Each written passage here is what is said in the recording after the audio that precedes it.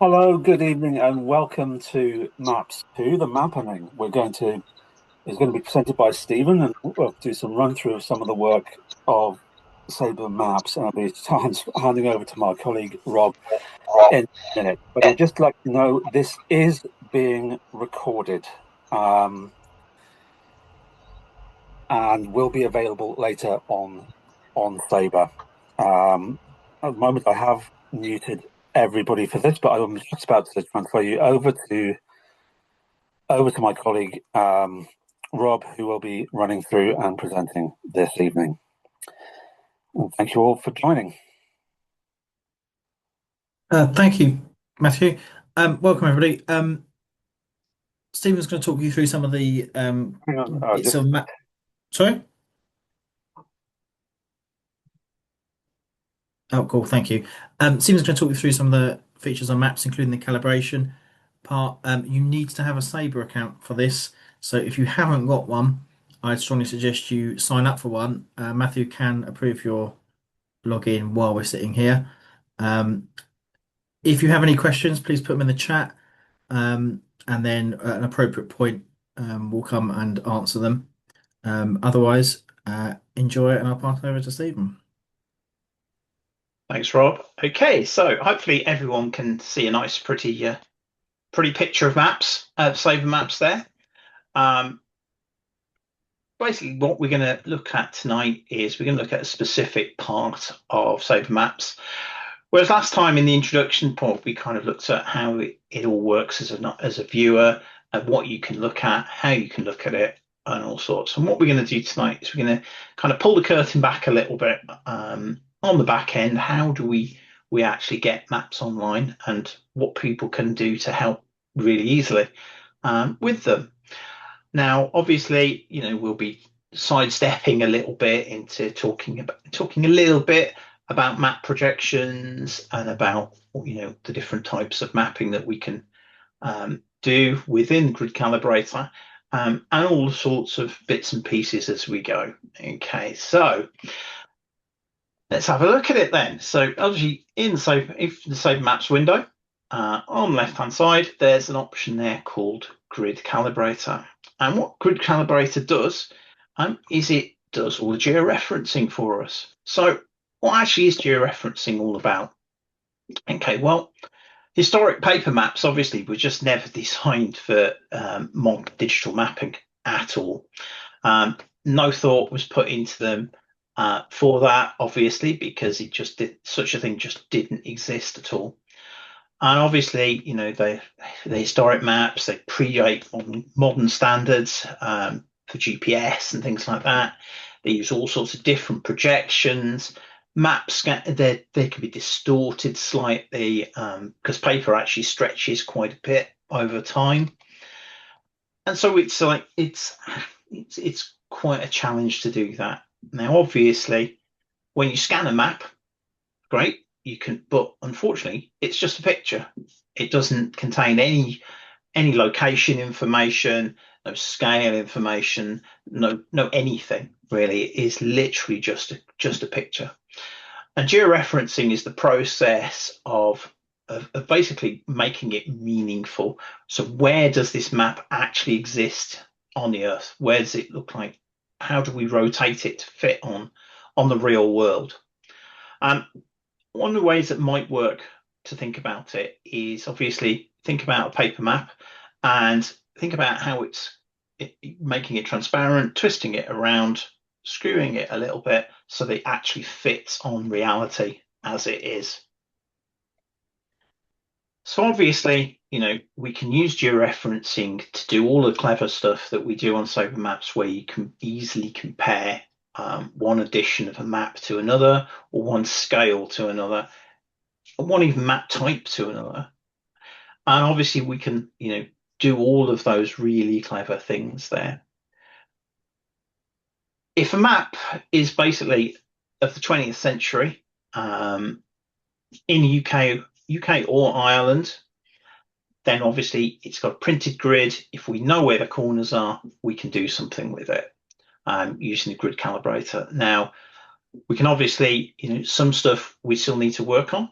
So Bartholomew's mapping, in theory, we can use this for, but obviously it needs a bit of work. So we actually, most of the maps you see on here are from the 3 ordnance surveys of these islands.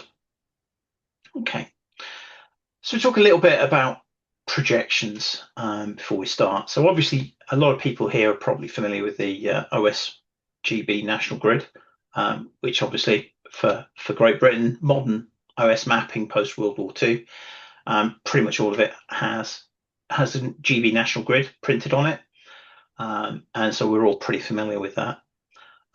Obviously the grid calibrator supports that, as well as the Irish grid, which is the equivalent for the island of Ireland. It's a little bit newer than GB National Grid, but it's fundamentally the same principle, measured in kilometres from a particular false origin, and you can look at that with grid squares, letters, and coordinates there.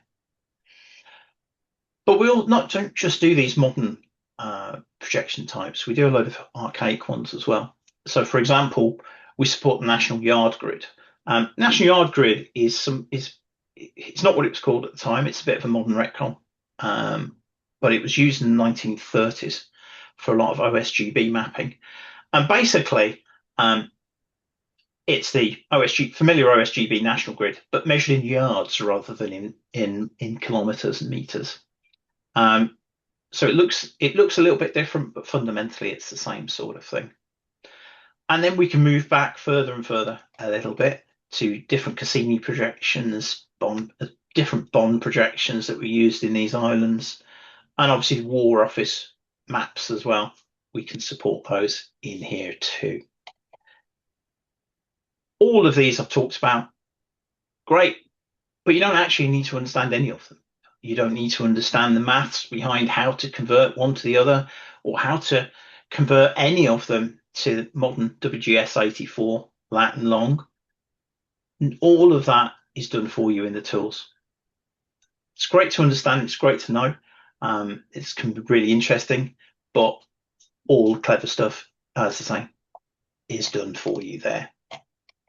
Okay, so let's have a little look at the interface here of the grid calibrator before we continue.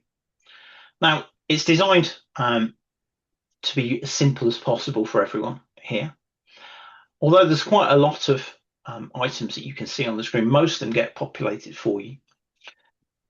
The most important thing to do first is obviously the map type. And you can pick the map type here that you want to look at. So if we look at OSGB 1-inch 7th series maps, really easy. We actually select that. And as you can see, now the map sheet is now available. And you can then select from whatever map sheets that we've got queued up, waiting for someone to do. Now, obviously, because we've got all but one of the 7th series already on maps, I've just put a sample on here so that you can see how it works easily, because the 7th series works really nicely for this. So we just select the type. So in our standard little format of sheet type, sheet number, and then the print code or revision code at the end there. And as you saw, a whole load of stuff suddenly populated up. So all of this is for information purposes only. So obviously your Eastings, 428,000, obviously, as you can see, matches the actual map itself. And the top Northings from obviously matches. So the top left corner is in these boxes here. 2 is obviously the other corner of the map, so that's bottom right, and that is all, as I say, already populated for you. The every is how far in the relevant measurements is the next place every click that we need you to do on the map. And the next click tells you exactly where you need to click on the map. So a little bit of items over here, additional clues. So obviously it tells you the projection type, and it also tells you how to work it. So for an OSGB National Grid map, very easy to click along the edges and the thick grid line joins. Obviously, you've got some various controls here. So undo means undo the last thing you did. Reset puts you back at the beginning again if you want to just come back to the start. Help pops you up a nice pops you up a help. Tells you all about how to do with in-depth guides and pictures and all sorts of things.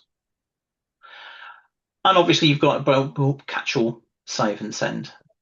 Now, if you look down here, there's a little button called expert mode. Don't need to worry about that too much. All that does is it unlocks all of these so you can type something in manually if you so need. But we've done all the difficult bits for you already, so you should never need to do that. It's just there for belt and braces purposes. So what do you actually do? Well, really simple. Just identify the top left corner of the map. Obviously, it tells you up here exactly where to confirm, and you just click on it. That's it. Obviously, you can see you get a nice arrow telling you exactly where you clicked on the map. And you also get a little downward facing arrow at the top. This will come in really useful later on when we look at it. And again, you'll see here the next click has moved along. So we need to look for across the top for the next thick grid line for National Grid maps. And that will be there. And again, you can see the next click just simply moves along. So find it, thick grid line, click,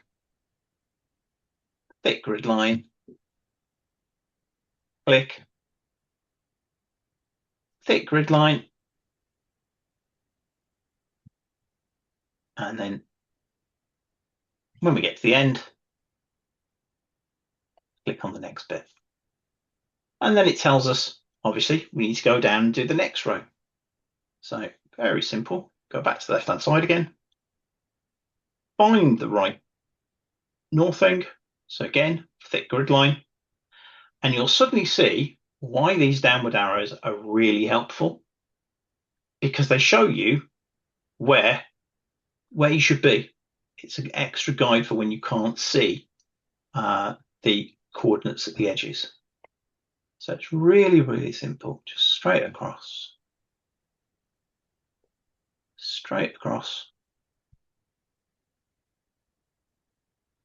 straight across. And keep going just till we get to the end. And again, got to the end, tells us where to go. Next thick grid line. Always going left to right across the map. Really straightforward. And obviously what we'll do is we'll give people, we've got a few on here that are uploaded tonight. So we'll give people an opportunity of some nice straightforward ones to have a go at. But as you can see, it's really easy to just do that. There's none of the standard GIS trying to click on a point of a map, a modern map, and trying to find the same point on the old map. Then we just continue going down and down and down till we get to the bottom, and then you literally click across once you get to the bottom. It's dead easy, just getting closer and closer. Again, across, across. You'll see that it grays out the previous arrow so you can see, but you can quite happily undo if you make a mistake. So if I go, oh, that's the wrong place, undo, and then I go forward again. Absolutely straightforward.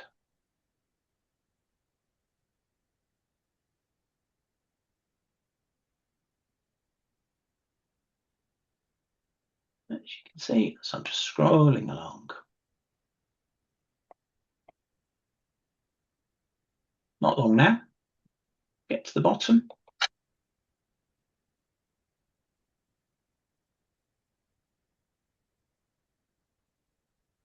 Across we go. Yeah, it's a slight, if you notice, there's a slight issue with the scanning there, but we're still using the same arrow.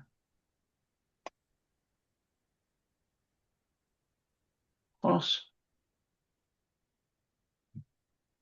and across. So basically, if you can find a grid line, you can do this. And we're right along the bottom. So because we've hit the bottom before the next third grid line, we just need to tell where the bottom of the map is.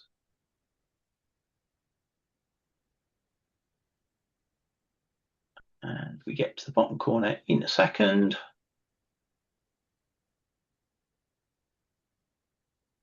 Doesn't have to be absolutely perfect.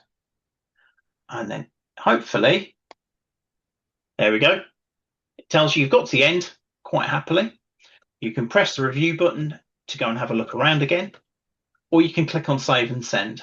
Now, if you're not logged into your SABRE account, you will get an error when you click on save and send, because obviously for security reasons, we need to have people to be signed up before it will allow you to write to the server at all. Save and send, done. And then that sheet actually disappears from the list. So as you see, there's now nothing. Click back on. You see, it tells me that there's no maps available. And that's it. It's as simple as that to get on and just to do a seventh series map. How long did that take? 5 minutes. That's all it does. Very, very simple stuff. Okay. Before we go any further, Rob, do we have any questions on what we've done so far? None in the chat, but if anyone has a pressing question they want to ask, please feel free. You can either raise your hand or you can put it in chat. Nope, I think we're all good, Stephen. Okay, great. In which case I'll carry on. Now, obviously, there's quite a wide range of different map types. And what you'll notice when you come to use the system quite a bit is that some come and some go, depending on what we've got available. But some have these little symbols after them. And they mean something. They mean that there's something special about that map series. Okay, so if we look, for example, at the ones with a star next to them first, star maps are what we call disguised projection maps. We call them that because there doesn't seem to be any accepted term for them, and we need some way of describing them. So if anybody knows of what the term, if the official or semi-official accepted term actually is for them, please let us know, because yeah, it'd be really interested to see. Now, one of the classic examples of these is this is where you get a map that was created in one projection, but the grid on it is to a different one. The classic examples here are Scottish popular maps from the post-war period, which were basically pre-war mapping with updated and with the post-war national grid placed upon them. So, you know, they're a bit confusing in some ways. So, you know, they don't match. And if you look on all of these, you will see that the grid on them is skew. So we've got a bit of a gap there. And then you see how that grid line just disappears. It's, yeah.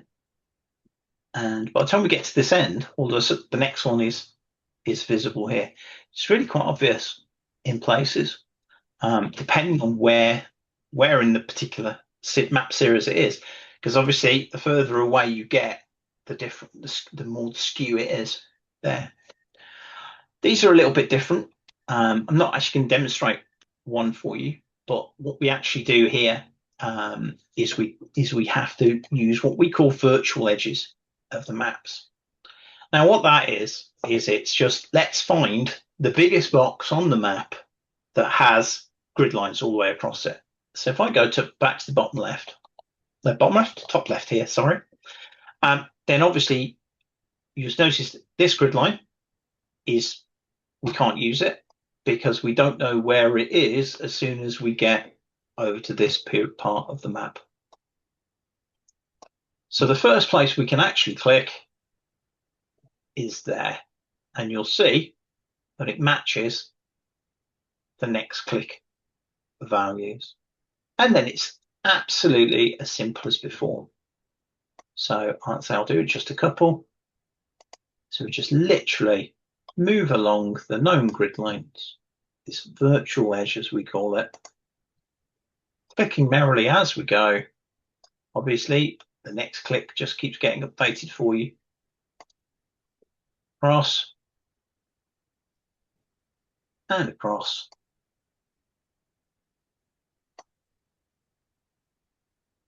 And then to the last little bit. Very simple. Then what we have is, those are the most complicated ones to look at. But we also have these ones with daggers on them. And what they are is they're slightly more complex.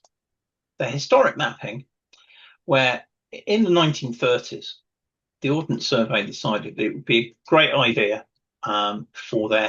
usually for the popular edition maps and the third edition quarter-inch maps at the time, to actually kind of print a prototype national grid on them. So when you normally see a popular edition sheet, you just pick one up. There we go. Then you'll see that all of these grid lines are a particular distance apart, so 2 miles apart in this case. But the right-hand one is narrower. And what you'll find is some of them, they swap these around to make this sort of prototype national grid. And for those, they will act, if you actually select one of these, and we have one available for you to have a go at, it does actually pop up and say what you need to do. Some of them you might need to go right to left. Some you might need to go bottom to top rather than top to bottom. And some you might need to go bottom to top and right to left. But we will always tell you, and we will always tell you where the first click is. So those are a little bit more complex, which is why we mark them off, so that people who are beginners steer away from those until they're a little bit more used to how we do. But at the end of the day, it's exactly the same principles. Just click on the grid lines across. So if we have a quick look at this popular edition map here, so it's a Cassini map, as you can see, it tells you up here. Because they don't have nice thick grid lines and they don't have the national grid on them, there's a bit more clicking to them, because we have to essentially click on each grid line. So as you can see here, click edges and every grid line joins. So we start top left. These values here, although we label them eastings and northings in a national grid kind of style, they're not really that. What they are is the distance from the origin of the map. So this particular map is 26 miles away from the origin of the grid, which is in the middle of Delamere Forest in Cheshire, which is a nice little trig point there. But obviously, so we see where we start, and we see the start matches. The start, the next click on, and again, we're adding 2 miles to each one. Now, everywhere else that you see, everyone talks in feet, but quite honestly, we find it a lot easier to talk in miles with them. And as you can see, it's just clicking on across. Oops, clicked accidentally. Undo. And across and across, and we keep going. But as I say, if in doubt, look over here at the project. It tells you exactly what to do with each one. So it's really, really straightforward. So all of this clicking around is the heart of the process. So if you were to just have one click, it obviously tells you that location of the click. 2 of them, they tell you where 2 miles is, from, in this case, from one to the next. But as soon as you start adding more and more, it builds up that big picture of exactly where it is. And the number of clicks that we ask for give you good amount of rotation that's required, good amount if there's any skew or distortion. It corrects for that quite easily because obviously it's all there. Now, we obviously have to be a little bit realistic about this as well. Historic maps are not perfect at all. You can see that the map on the screen is one that it's a folded map. It's not a gloriously saved in the bottom of a drawer in the National Library of Scotland. For example, it has that fold in it. So it isn't perfect. But using our tools like this doesn't matter because we have it so frequently and so often that it will do that. And obviously, as you scan, you'll see that the maps you don't necessarily scan quite straight either. And this handles it quite happily. Now, as it happens, this is pretty straight. But you can see as we've got to the bottom, the location that we clicked at the top is a little bit out. That's completely accepted. As I say, it's very difficult to scan a map absolutely pristinely straight. It's very rare that it happens. So we're looking for a good fit. We're not looking for perfection. We're not, you don't have to spend hours doing this and just trying to find exactly the right spot on the map. As long as it's in the right ballpark, that's good enough. That will do the job. Because obviously, as we're doing it across the map, all those slight imperfections get averaged out and it sorts it out. Okay. Obviously, when you're looking at stuff, just simply take time across it the first few times. Often we see people, when they're starting it, they kind of rush through a little bit, and it's really easy to miss ones out, especially on the top row, when you're doing that. And obviously you get to the end and it doesn't give you the nice error message, nice message at the end that says you're done. And that usually is because somebody's missed something, you've missed something out. So in that case, it's worth having a quick look around, see where you missed. It might be just a couple of undos, or it might be that you need to reset back to the start. And obviously we also see things like where there's a grid line really close to the edge of the map, that sometimes people can get a little bit confused with that. That's fine. If you do, it's absolutely no hassle for us to drop it back in the queue as well. It really isn't. So you can make mistakes. It allows you to fix it on the mapping, on the calibrator itself. Allows you to undo, allows you to reset. And even if it's completely wrong, then it's fine. We can just drop it back in the queue. It's absolutely never a problem. There's no need for anyone to get nervous or concerned or anything. It is literally as straightforward as that, and we'll do some, let's say, a little bit of a click along and a bit of time to do that, just so you can see. Certainly, if you're anything like me, seeing it and having it shown to you is one thing, but actually doing it is quite another, and that will help there. Now, what's happening in the background is that it's actually remembering where on the map you clicked.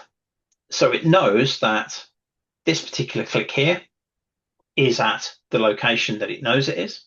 It knows it's so many pixels on the picture from the top. It knows it's so many pixels from the left-hand side.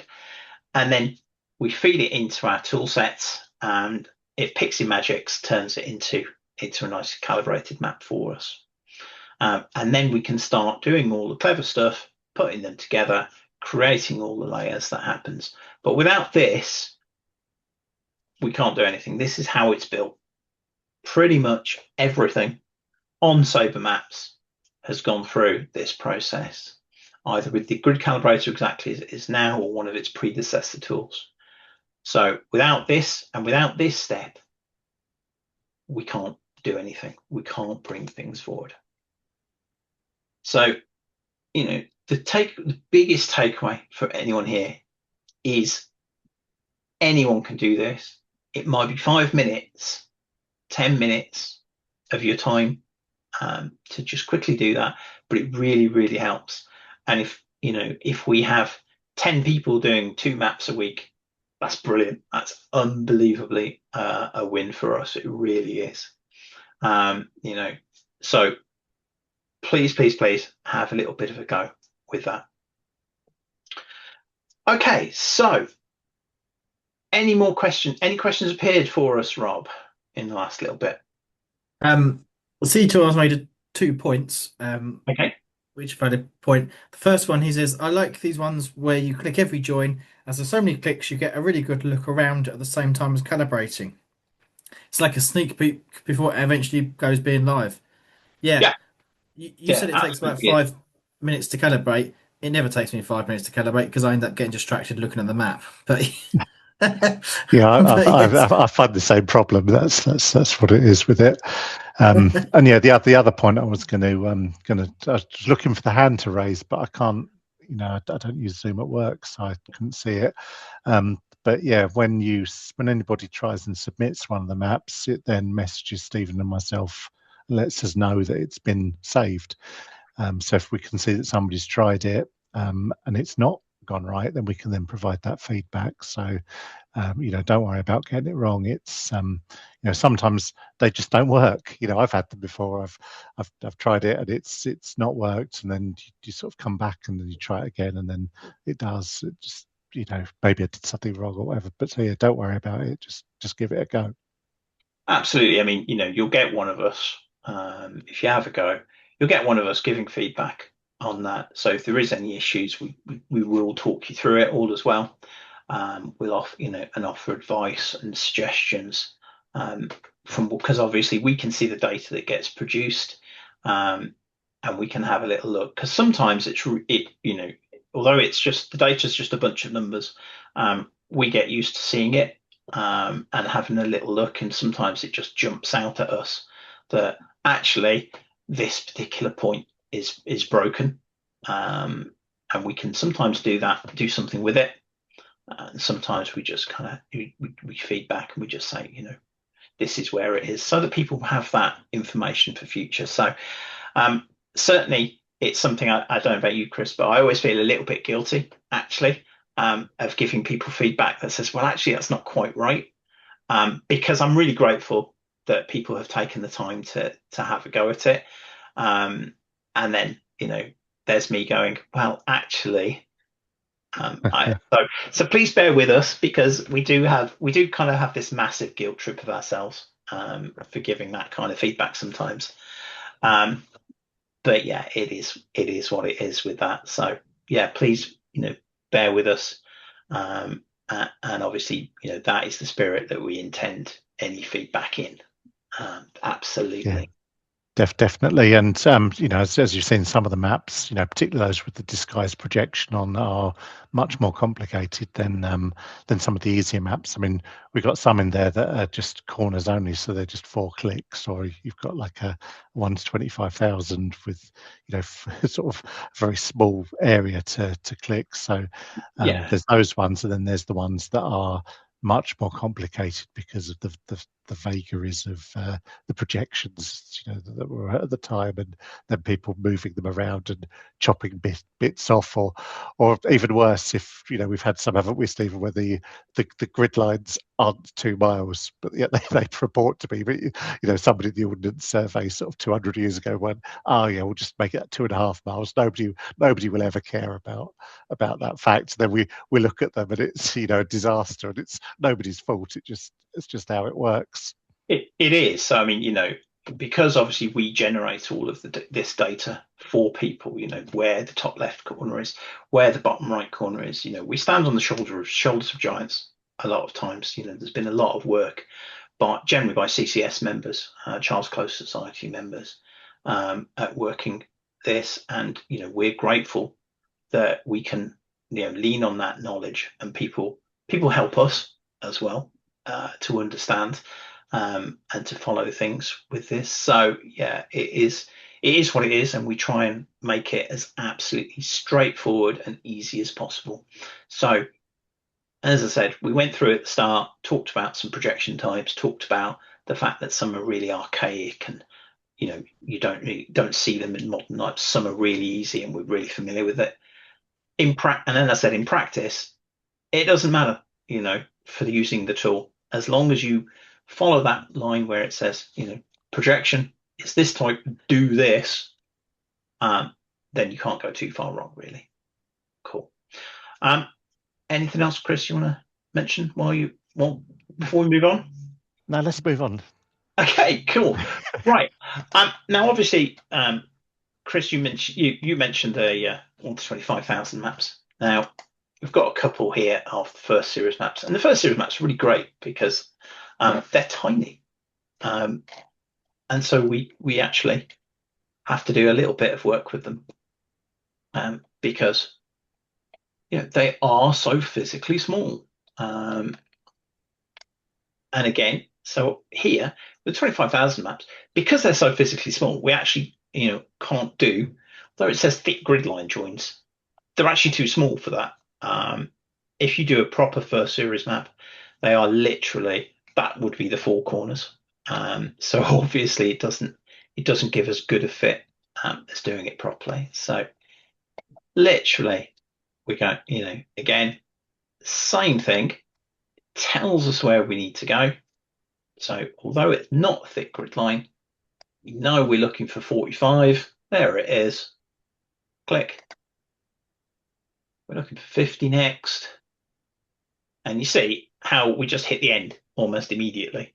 And that's why they're a little bit different from there. But they are 85. Next graph. Cross. And again, this is where the down arrow, you notice it gives you another down arrow, even though for the second row. So you actually get an idea of how the map is slightly skewed for printing, from scanning. And, in reality, you'll never find the right grid line. It's like, where is it? That's 1, 2, 3. It's really hard to do. And that's why these downward arrows are really, really, really helpful for that. So thank you, Rob, for coming up with them. Really, really good. And obviously, we can just start once we're off the top row, just looking for those arrows. And it makes life a lot easier. So again, down the bottom. 1, 2, and 9 points. We're done. And that's simply because the map itself is so much physically smaller than the 7th series sheet we did earlier. So, as you get those physically bigger maps, and physically, the number of clicks that actually needs change. But again, just follow the principles. Generally, thick grid lines for a national grid map, whether that's a GB national grid or an Irish grid one, and it tells you exactly where the next click is. And if you notice, it actually says done, which is quite nice. And again, save and send, and that sends it to me and Chris there. Okay, so let's pause there for a second before we do a little bit of a click along. Rob, have we got any questions in the chat for us?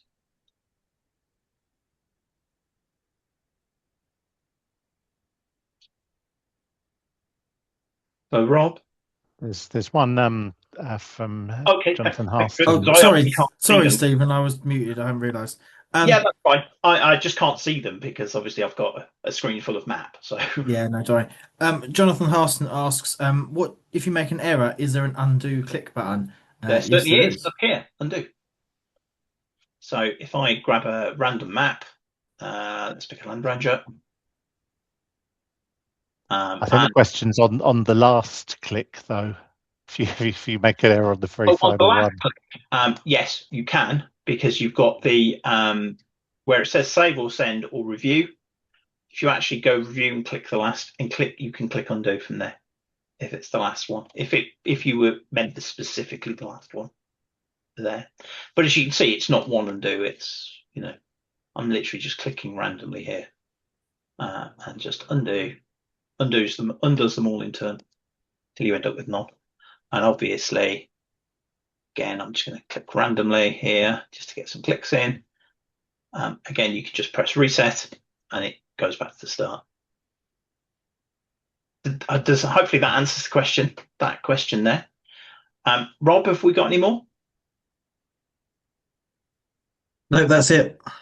Okay, right. So let's get to the exciting bit that I hope people have been waiting for. Let's do a bit of a click along. So obviously, if people are sat there and have their computers available, it is quite tricky if you've got a tablet, because obviously fingers pressing is quite tricky. But if you are sat at a laptop and you want to have a go, then obviously go on to SABRE Maps, click the grid calibrator, and I recommend that from the big long list here, you select OSGB 1 to 25,000 Pathfinder, right at the bottom. Okay, and this has a big long list. So basically, pick one, anyone that you like. Now, obviously, if two people work on the same one, all that happens is the second. Whoever finishes last overwrites the one from there. But that's fine, because we're just doing it to test and to see what happens here. So I'm going to pick 333 because I'm feeling half a devil here.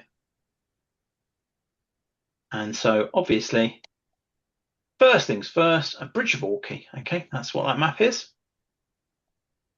We move around. Obviously, you've got all the edges of the map, all the marginalia, everything else. Not a problem. We don't need just the map itself. And then all we need to do is find the top left of the map. Okay. So hopefully a few people have been able to find that and had a go. And then we literally do exactly what it says. So find the top left corner, click on it. And then again, these are every 5,000 meters, so 5 kilometers. And again, it tells you exactly where the next click is. So here, I'm looking for 25. So move across, click.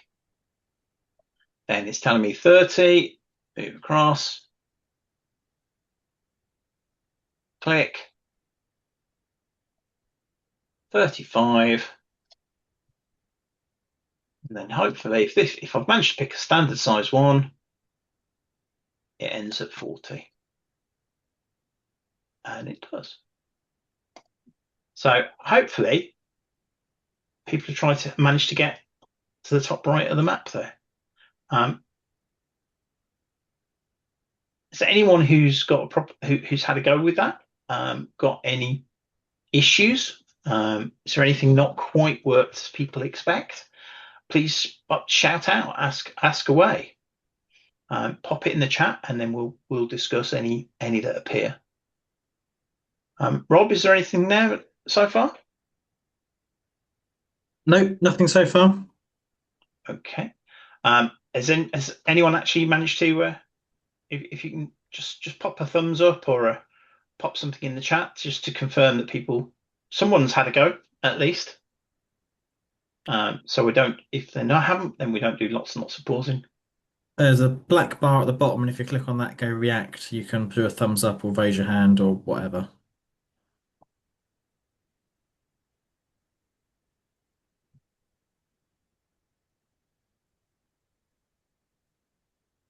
It's all quiet on the Western Front at the moment. Okay.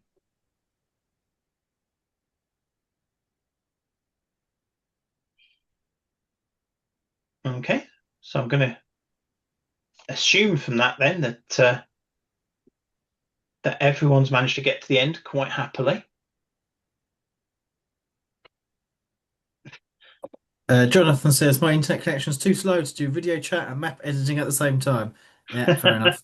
Fair enough. I mean that's obviously a bit of an issue where we're waving video calls under people's noses as well. But obviously, Jonathan, if you have a go later and you have any issues, then obviously reach out to myself and Chris, and then obviously we can go from there. Okay. So what we'll do then is we'll spin back down to the next row across, and obviously you can see next click 35, Okay, and I can see exactly where I clicked from the top row because I was slow and careful. So I'm just literally looking for those down arrows. There it is. There's the next one.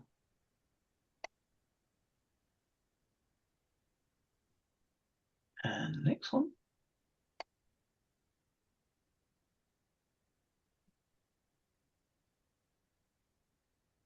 And across, and should be at the end. Yep. Again, next click tells me, okay, I'm looking for the number 30. There it is, right at the bottom.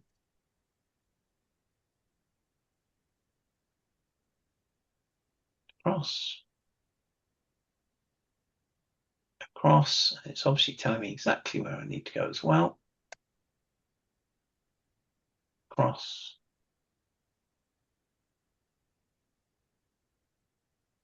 And across.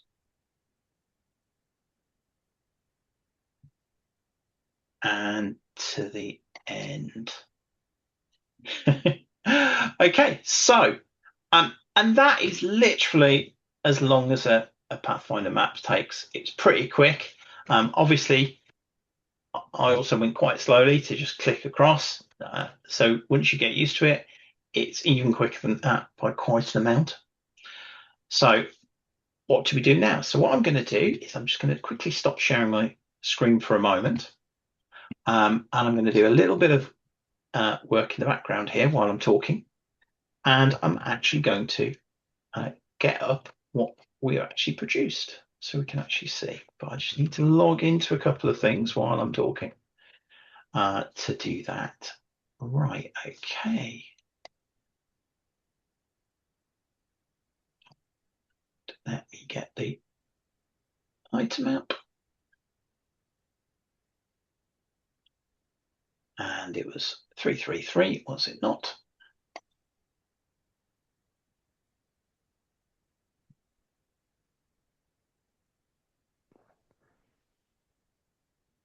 Well, it's probably worth adding at this point that those set of Pathfinder maps are all of this year's, or 1975 anyway.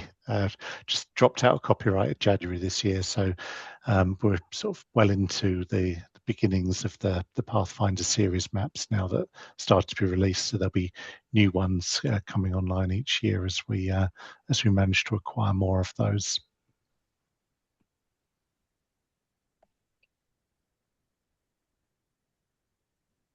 Just now we've done that. Now I've downloaded this from the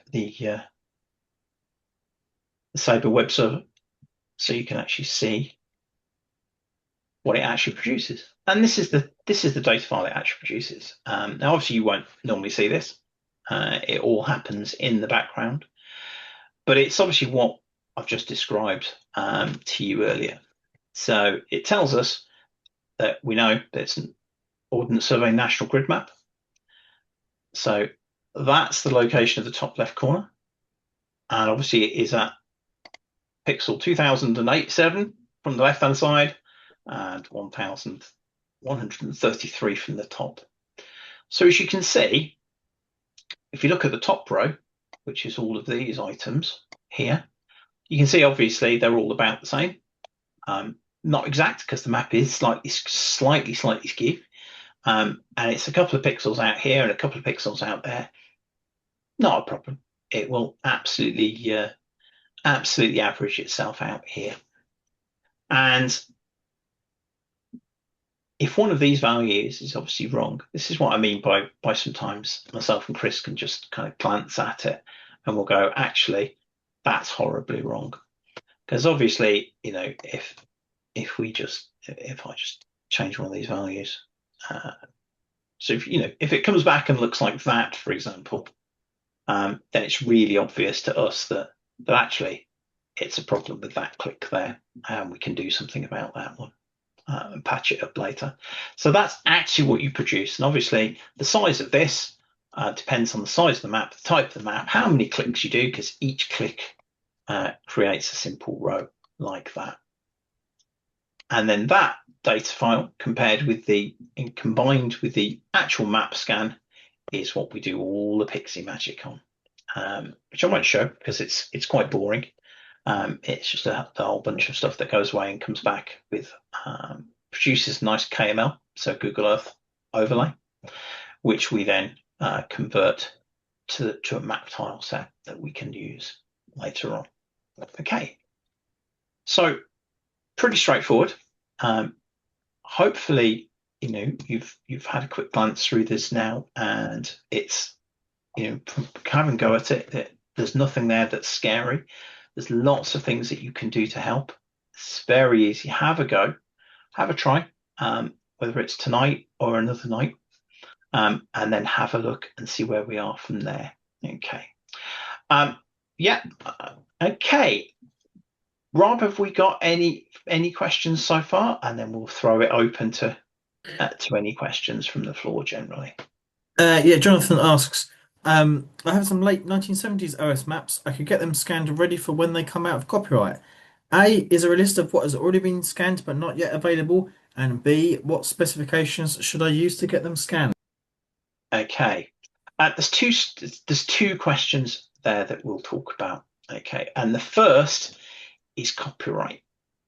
Now, Ordnance Survey copyright is 50 full years. It's Crown copyright, and it's the same with the OSI maps, which are Irish government copyright. We won't go into the minutiae of where you have to be to scan them, but it does actually make a difference legally. So you are not allowed legally to scan maps until they drop out of copyright. Just like you're not allowed to convert, to copy tapes in the old days to make mixtapes, if those of you who are old enough to remember those, or do format shifting from DVDs to video or any of those things. It's essentially the same thing. So unless you fulfill one of the criteria within the Copyrights, Designs and Patents Act, which will allow you to do that in advance. So one of which, for example, being a disability that prevents you from enjoying the work in its original format, then we cannot ask people to scan them in advance. Okay, that's important. We must comply with the legal position at all times. Now, of course, if people choose to do it, that's their choice. But as SABRE Maps, we can't do that, which is why everything appears in the first couple of weeks of January, because the scanning pixies get desperately busy as soon as the gun goes at midnight on the 1st of January every year, and we work really hard to get those done as fast as possible. As to your question as to whether you can actually see what maps are available and what maps are not, yes, you absolutely can. I've deliberately come onto maps here. Let me just refresh that. So I'm getting a few glitches for some reason.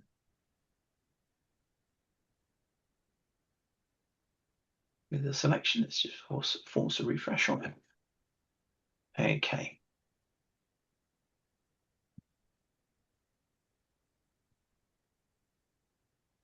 Okay, so hopefully you can see a screen again there. Now, when you select a map series, in the bottom right-hand corner here, there's copyright information, which is basically what I've just said, with an additional bits and pieces around copyright from other map makers there. And that's our understanding of the legal position is all hidden in there. But obviously we've got a bolder item here that says SABRE Maps sheet coverage information. And that's actually where we store what we have and where we have it and what's available. So if we click on it, it drops you across to the SABRE wiki at what we call coverage projects. And what we actually have here is what have we got is literally, what type of map types have you got there. So if If we pick again the 1" 7th series because it's near the top, you can click on the 7th series and it gives you a bit of information about them. It tells you what kind of projection they are and all sorts of things like that. Gives you a little bit of information here, a couple of pictures about how you work out where the print code is, or the revision code as we call it. So you can tell where it is in the map. And then there's this big old table down here. So obviously each sheet number, name of the sheet, and these are all of the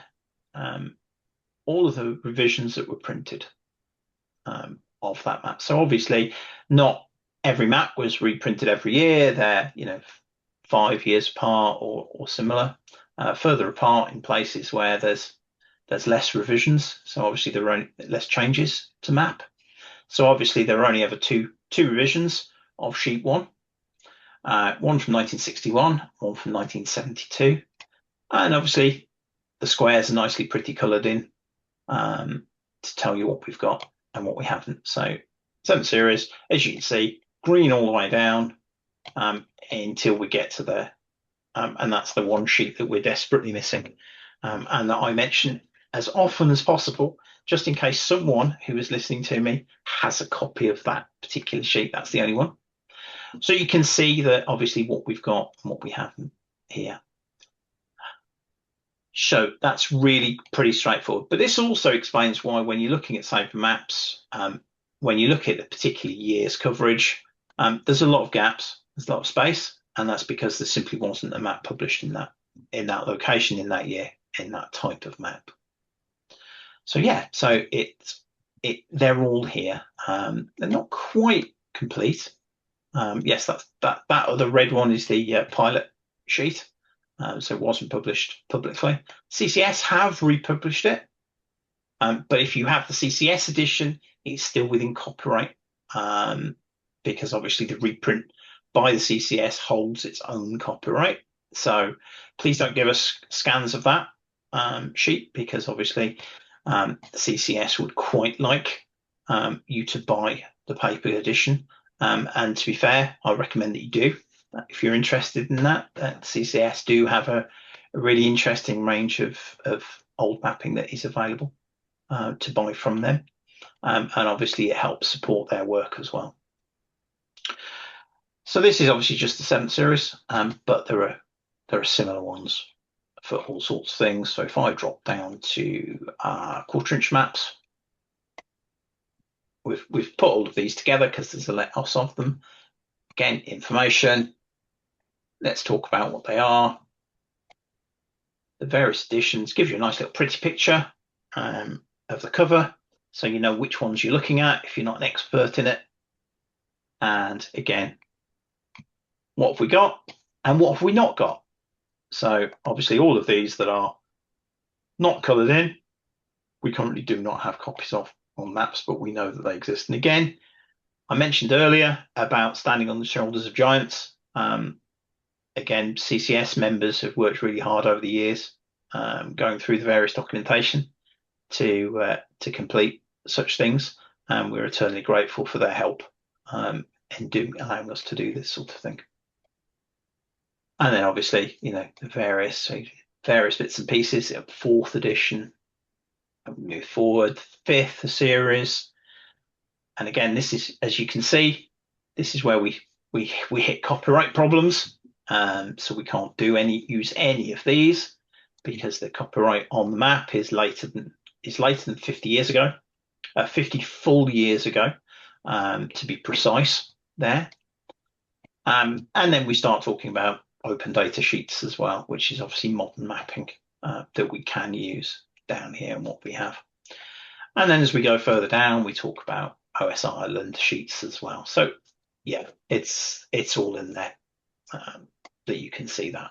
So hopefully that helps answer that question. Is a bit of a detour there. Cool. Thank you. Thanks, Stephen. And I would say that list is invaluable when you're going through charity shops. The amount of times I sat there going through charity shops, bins in one hand and the coverage project on my phone in another hand, working out what was needed and what's not. Yes, yeah. I was actually in Hay on Wye a couple of weekends ago, and some of the shops have terrible, terrible phone coverage, and I've been regularly known to hand my wife a bunch of maps that I want to look at, and walk out the shop, get the page open, and then the page is open that I need, then walking back into the shop. And yeah, as you can imagine, she just shakes her head in desperation at me on a regular basis. But it is what it is, right?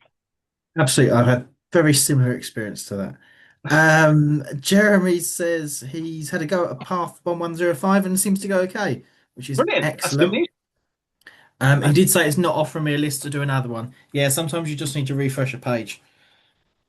I think sometimes if one gets added in while you've got the thing open, it won't show you. So just try refreshing the page, and you may now get some more items in that list. Okay. If there's some available, which there may not be. It should let you do it if you swap to a different category and back again. I think there's a bug in the refresh of the list, Rob, but it's so minor that If only we could find the lead developer for the grid calibrator anyway, right, Rob? If he wasn't so busy chairing meetings, he could.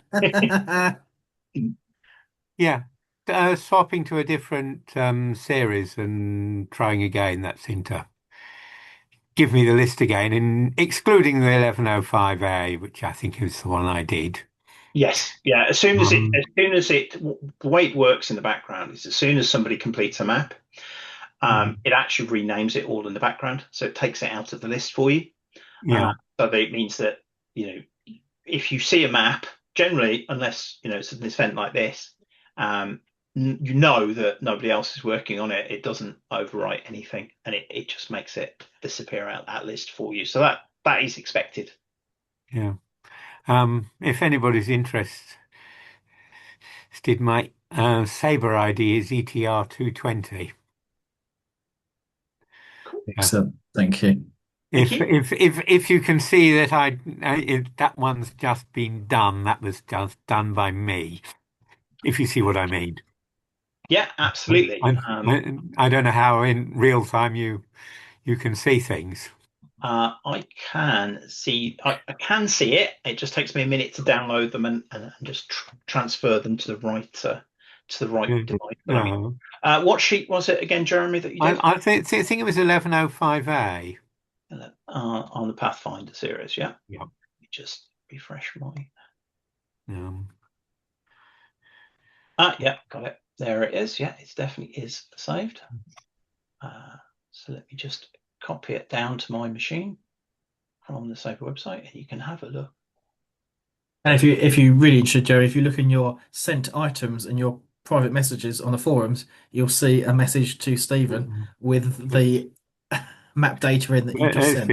So I want to go I want to go to forums, and I want private messages. Yeah. And I'm not seeing any at the moment. Over. And then if you go to sent, it will be in there. And hopefully you should just be able to see my screen with the results of your clicking. Oh, excellent. Yeah, I'm something I was going to ask is how accurate does the clicking actually have to be before it's? As I mentioned, it depends, because it averages out any slight errors. It doesn't have to be that accurate. It does not have to be perfect. The less clicks you have on a map, the smaller the map, the more important it is, obviously, because there's less corrections that go on with the others. But it absolutely doesn't have to be perfect. As long as the arrow is, that you see on the screen is pretty much on the square, that's fine. Yeah. Because, as I say, because it works averaging it all out, you don't have to be perfect. Accurate, yes, but not perfect. Chris, do you want to comment on that? Yeah, I mean, as I think, as you said when you were sort of demonstrating it, the the fact is that the scanning is, it creates all sorts of warps and things in the maps anyway, because it's very difficult to scan something that's been folded perfectly flat, and particularly if you have laminated type maps, if you've had somebody laminate one of the older maps that you've got, again, they're quite tough and inflexible, so that it's difficult to, even with sort of pressure on them, for it to scan and piece it together so it's exactly flat. So therefore, sort of a few pixels here and there each way doesn't particularly matter. And then when you get to sort of really old maps where you might have printing and overprinting of different layers on them, the accuracy actually of the printed map itself, when you get down to a sort of a pixel level at sort of 300 dots per inch scanning or whatever, is quite it's not going to make a great deal of difference at the end of the day. Yeah, I mean, we are, it's one of these things to realize, is that as much as we love them, old maps, the printing technology in them is not brilliant. And one of the great ironies of being able to digitize all this stuff and store it for posterity is that the very maps that survive the best, the dissected maps, the cloth printed maps, are actually the most difficult ones for us to do anything with, because of the thickness of the map. With cloth maps, they don't flat, if they've been folded in up for 100 years, they don't unfold very effectively, and as I say, it's very, very difficult. And you'll see, when you go looking around SABRE Maps, you'll see areas where suddenly they go a little bit out of focus, and that's because we haven't actually been able to flatten them all, because there's a limit to how much pressure you can put on these things, because at the end of the day, the scanner's got glass bed and all the rest of it, so you've got to be a little bit careful with them. And obviously dissected maps, as we talked about in the introduction, are really difficult because the dissections themselves cause us a problem. We have to try and electronically remove the dissections and put it back to a big map first. So those that say are designed to last really well are actually the most difficult for us to work with now, and it's just something that I find a supreme irony in that. I think the other thing as well to bear in mind is that we try and get really good copies of stuff for scanning, but then we get some maps, particularly ones that might be sort of well over the 100-year-old mark, and we know there might not be any other copies or many other copies of that particular edition of that particular map surviving, and it's then a choice of, do we try anyway, and we scan it, and it might be one with tears in it, or it might be something that's been sort of sellotaped, and so there's a couple on there that you'll see, and they've got like sellotape marks, and they're really difficult if you're then trying to unfold them, and it's been taped up or something, to then try and scan it. It's really quite challenging. And there's always the sort of am I going to get this map better quality somewhere, or are we just going to have to go with what we've got here? It's that sort of, yeah. And sometimes we go with what we have and then replace them later when yeah comes up, and we georeference that and work from there. So to circle back to the start, when you configure all of that lot, a pixel here and a pixel there when you're clicking, it's neither here nor there. Yes, be as accurate as you can be, but don't be paranoid. Yeah. Thank you. Cool. Thank you. Rob, have we got anything else in the queue? Yeah, Jonathan's come back and said, okay, change of tack.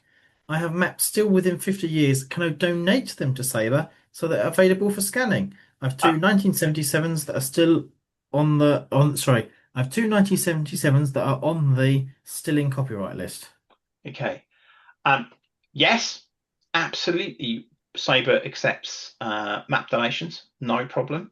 We try and we've been very lucky in that some people have donated an awful lot of maps to us over the years for us to use stuff for.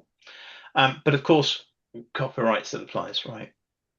we happily have them if you don't want them anymore, and we'll happily store them until the right time comes, at which point we'll get crazy with our scanners. But yeah, the law is the law, right? Cool. Yeah, Cool, thank you. That's it I for was questions. just going to add from our perspective, clearly, offering all of these ordnance survey maps and everything is great, and we obviously don't want to be closed down. None of us want to be sitting in court or anything like that, or just shut down, not be able to operate because we've scanned something early or put something online early that we shouldn't be sharing, and become in breach of copyright, and that'll be the end of all of this. So, as you'd appreciate, we have to be really, really careful about all of this. Yeah, I mean, it's one of these things. If it's someone's personal website and they scan a few bits out of a map, then that's on their head. But obviously, for us to do that, that's on somebody else's head, because in SABRE's case, obviously, then legally the responsible people are, well, not us. They're the relevant management team. So we have to be super careful, because it's not our risk we're taking at the end of the day. So yeah, unfortunately, as much as I would absolutely adore to give people 1980s and 1990s land range coverage now, absolutely love that. That'd be brilliant. Ordnance Survey won't allow us to do it, and trying to get licenses for such is far too expensive for us. I mean, obviously, we could go down the street map route and plaster everything in adverts, but that's something we don't really want to do. We like the fact that it's a free resource, free at the point of sale. We are always grateful when people donate, and there's obviously a donate button on SABRE Maps, and that, to be clear, that goes on just on the running costs, nothing else. Nobody gets any expenses even. It purely goes to that. And obviously we're really, really grateful for donations of time as well, more than anything else. But we just have to be very mindful of the legal the legal niceties of the situation. Okay, cool. Rob, have we got any more? That's it. No, Jonathan just has a little bit of an add-on where he says, yes, his license only specifically covers his submissions to the government boundary reviews. So, yes. Yeah, unfortunately so. These are the constraints that we have to work under, which is why, as I say, SABRE Maps just disappears off the face of the earth after about 1975. Interestingly, there is a slight loophole in that Ordnance Survey have confirmed to us that it is the Crown copyright date on the map that they're interested in, and before 1979 they didn't always increment the copyright date when they revised and republished the map. So occasionally you do find slightly newer maps on SABRE Maps, and that's because they are still in line with the copyright date as per the Ordnance Survey's requirements. Cool. Okay. Well, thank you. That's it for comments. Okay, in which case, I hope this has been really valuable for people. I hope you've enjoyed it. I hope you've get a chance to have a look around on the Grid Calibrator, on the rest of maps, and then outwards for the rest of SABRE. There's an awful lot there for people to see and enjoy.